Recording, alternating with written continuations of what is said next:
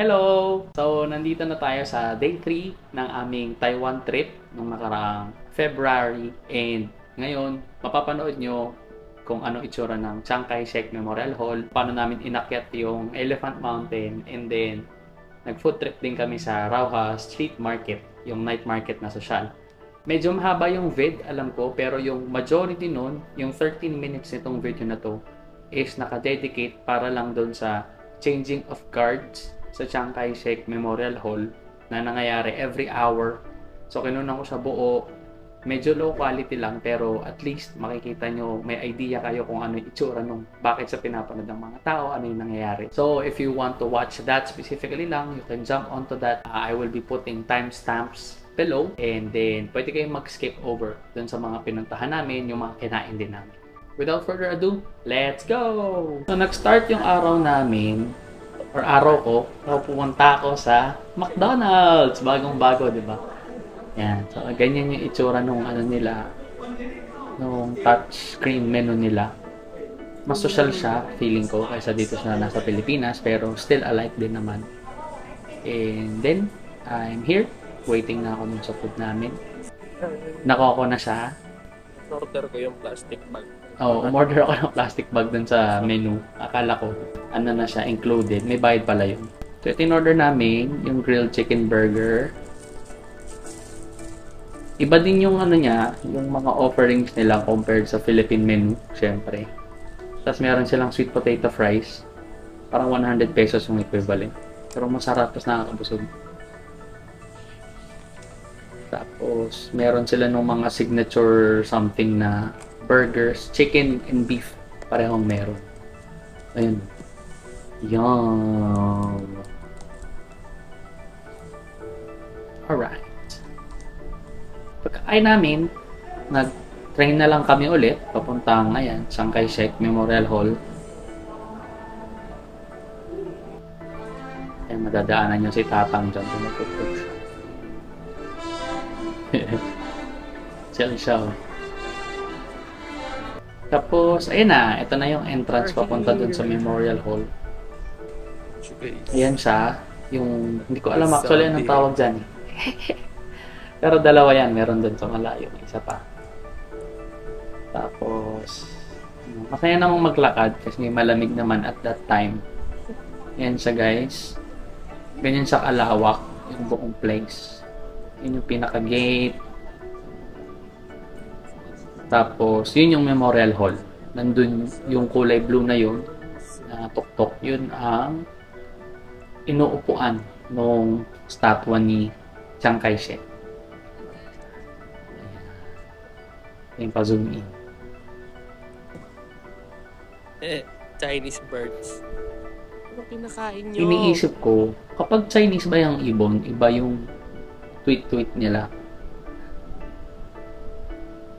Ayan, ang ganda. Chill lang.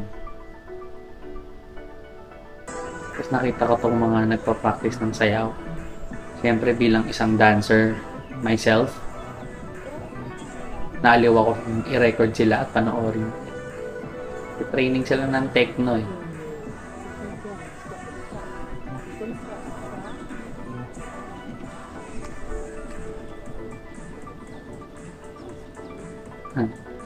Hey.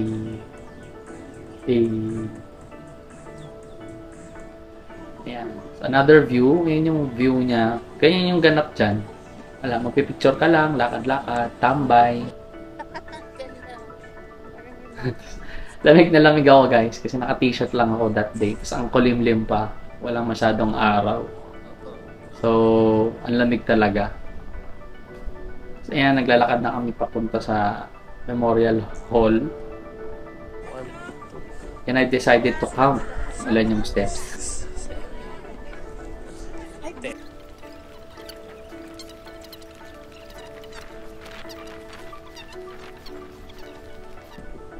Nine, 81,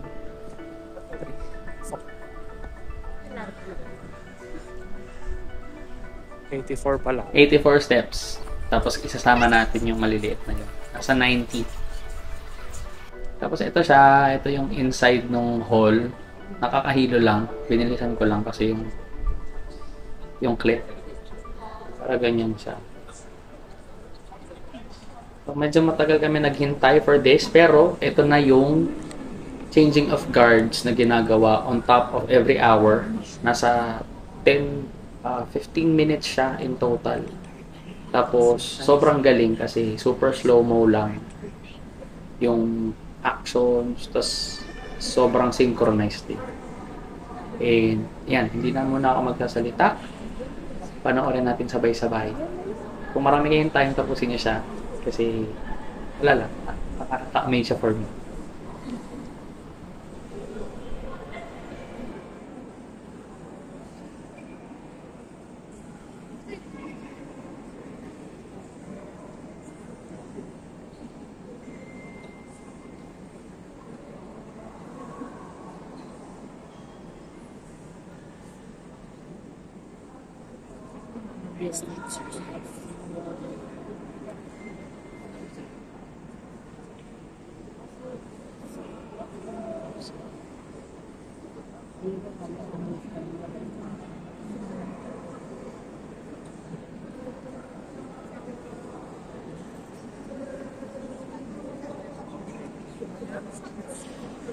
Stretching.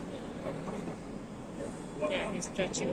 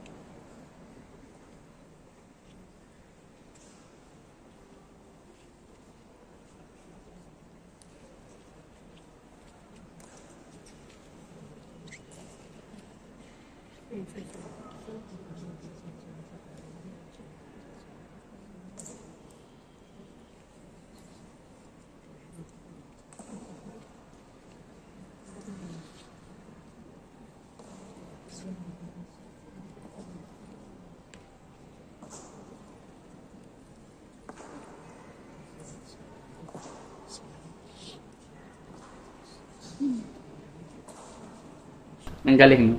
Sobrang tahimik buong pagpapalit nila. Talagang seryoso ang mga, kahit yung mga kumukuha. Walang nagwawaw, ganun. Ang galing kasi nga talaga. Pinag-usapan nga namin ni Mami. Hindi ka pwedeng sabog-sabog doon. Kasi,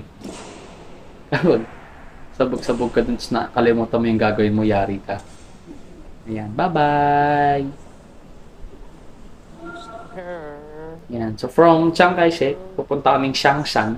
Nandun yung Elephant Mountain. Ayan, paglabas nyo pa lang ng station, nandun na yung elephant. Yung elephant na something. Ayan, tapos meron silang pa-activity park papunta dun sa meron pang mga pambata dun. So, t-shirt day pa din since Friday. Friday ba? Since Friday. Pero dahil paakit tayo ng bundok, mataas yon. So, mas malamig siya. Kahit malamig na agad dito. Tingnan natin kung makakasurvive ako. Ayan, so medyo lengthy walk pa din papunta dun sa ano, bro. sa mismong paakyat ng mountain. Elephant. Ayan siya. Let the climb begin. Sabi nila, in total, sabi sa internet, nung nag-research ako, about 600 steps hanggang dun sa peak. Tapos, yung 600 na yun, feeling ko, nung binabasa ko yun, Pero konti lang siya. masingal siya. Pero ang nagpahirap kasi dun sa 600 steps na yun, Meron pa super 15 tarik minutes nung off. path, nung stairs, paakyat. Ayan, ganyan siya. Siguro nasa 100 pa lang kami na steps by that time. So, times 6. Ganun siya katangkad. Si Mahal pa ganun.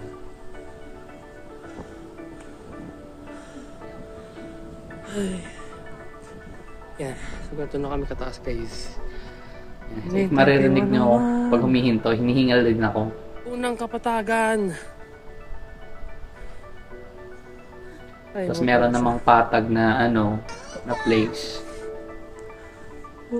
Meron, ito yung nandun sa, after nung patag na yun, merong viewing deck. Ito siya. So, yun yung makikita niyo. Pwede nyo punan yung mga buildings.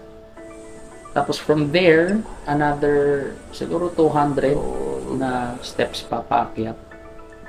Then, guys, ano siya, guys? kung nakita nyo yan, malapit na. Ano yung tok-tok? Sorry, malabi quality. Tapos, ayan na, nakaakyat na kami. Ayan na tayong Yan na yung viewing deck Oo. para dun sa Bakit na yan? Para sa buhay nila, pero dito tayo. Elephant Mountain. Or, feeling namin yan naman yan eh. So, baka yan nga yan. So, dyan makikita mo halos yung kabuuan ng syudad. Diba? Puro skyscrapers.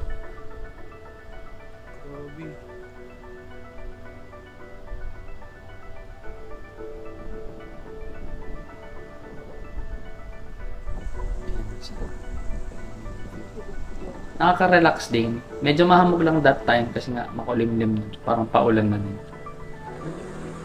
Tapos, ayan, nakababa na kami.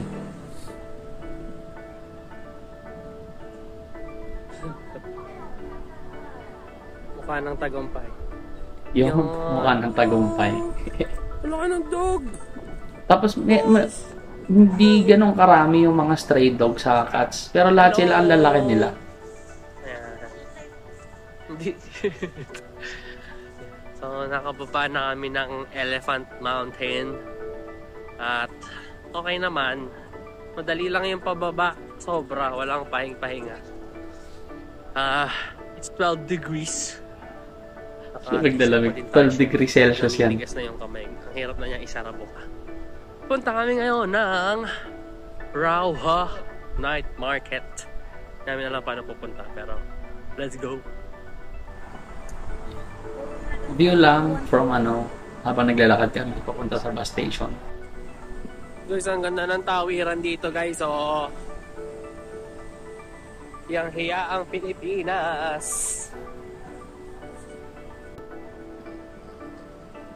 Ito yung bus station sa kanila. Bus stop. Hindi pala bus station. Pwede na din. Ano talaga? Nakalagay kung ilang minutes. Para alam mo. So, laging on time yung mga bus dito, Yes. friends. Ang ganda talaga ng transportation system nila dun. So, ganyan yung itsura ng loob ng bus. Tapos, naglakad kami na medyo malayo from kung saan kami bumaba, papunta ng Rauha. Pero, nakarating naman kami. Ayan na siya.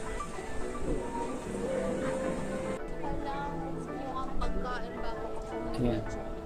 So, maraming tao, i-anticipate nyo na. Kahit kasi locals, pumupunta sila talaga dyan to get their food. Tapos, dito na mag-start ang mga pagkain pinagkakain namin for that night. Yan ang Michelin Star Pork Buns ng Taiwan or ng Taipei at least. Diyan siya niluluto yung parang sa mga bread ng India. Ayan winner sila ng Michelin stars for consecutive years. Sobrang sarap guys. Babalikan talaga yan sa Taiwan. Ang sarap. Tapos pag kinain niya siya or pag nakuha niya siya, laging freshly cooked. As in, kalalabas lang dun sa oven. Sabihin niyo lang kung ilan, bigay nila agad. So kahit mahaba yung pila, mabilis lang din naman nila ibigay. Kasi yun nga, efficient sila dyan when it comes to serving food. Hindi ko pa nga mahawakan dyan kasi ang init. Ayan sa at sarap. Hey, what's pork buns? Ayan with the usok and everything. Oh my goodness. Yung ang juicy niya, tas ang peppery, tas ang soft nung dough, ang crispy nung labas. Oh my goodness. Nakakagutom. Tapos may slight freshness kasi meron siyang vegetable. Ay. Tapos bumili kami niya ng spare ribs na lasang Taiwan. Kung alam niyo yung sinasabi ko, lahat ng food nila meron ng spice na yon, hindi ko alam kung ano. Kung alam mo, please type it down sa comment section kung ano yung spice na nilalagay ng mga Taiwanese para maglasang Taiwanese chicken, Taiwanese spare ribs. Tapos bumili din kami niyan, black pork sausage. Masarap siya. Ibang-iba yung lasa niya sa mga sausage na alam natin. Laging ganyan lutuan, sandamukal, sabay-sabay. Super juicy sa loob. As in, pag kinagat mo, pwedeng pumutok na gano'n. Kakatas yung juices niya sa loob. Tapos yung sweet potato balls, masarap din sa kainin, ngatain. Wala siyang laman sa loob. As in, balls lang siya made of sweet potato. Tapos siguro, ayan, ganyan tsura yung bilog na yun. Tapos ang chewy niya lang, magaang lang, hindi nakakabusog masyado. Pero masarap. Ayan siya, mukhang kwek-kwek. Bumili rin si mami nitong mais. Na meron din nung Taiwanese spice na sinasabi ko. Kung napunta na kayo sa Binondo, pause muna. Kung napunta na kayo sa Binondo, tapos nakakain na kayo ng samut-sari na iniihaw sa gilid ng kalsada, na parang mga fishball, fish cake, mga ganun. Tapos yung powder na pinapahid sa kanya, ganun yung pinapahid dun sa corn kanina. So, ganun yung lasa niya. Play. Ayan. Hindi ko alam kung ano yan eh. Pero may ganyan. Tapos meron din samot-saring tanghulo dun sa dyan sa night market. Maglakad lang kayo, ang dami yung mabibili. Tapos bumili lang kami niyang avocado milk. Avocado milk. Panulak lang. Tapos nabusog na kami. Pause. Tapos, after namin doon, kumain lang kami, tinapos namin. Actually, nakabili ako ng jacket dyan. Parang 3 for something. Hindi ko na alam magkano. Kasi lamig na ako. So, umuwi ako ng naka-jacket na. Umuwi na kami after, and then, pagka-uwi, sabi namin, parang gusto namin mag-milk. So, itong milk tea place na to, malapit lang siya from the hotel. As in, nasa baba lang. So, dumaan muna kami dyan. Like tea shop. Tapos, bumalik na kami ng hotel. Ayan. So, that's it, guys. Medyo konti lang naman talaga yung nagawa namin that day. Kasi ang daming lakad, as in puro lakad talaga. So if you will be doing a DIY na trip, tapos ito yung itinerary nyo, magcha-Chiang Kai-shek kayo, mag-Elephant Mountain, ganyan. Kung pagorin kayo, i-separate nyo siya ng days. Otherwise, pag ginawa nyo siya ng sunod-sunod, mapapagod talaga kayo for that day. Pero sulit din naman, especially kung maganda yung panahon. Okay lang, it will give you a good exercise na rin. I hope you enjoy the video. May nakuha ka dun sa mga napanood mo, natakam ka kahit medyo mabilisan lang yung mga pagpapakita ko nung kinain sa nung pinuntahan. Pero kung natuwa ka naman dun sa video, di ba? I-like mo na din, mag-subscribe ka na din sa akin. Maraming salamat. And I'll see you guys on the next one. Bye!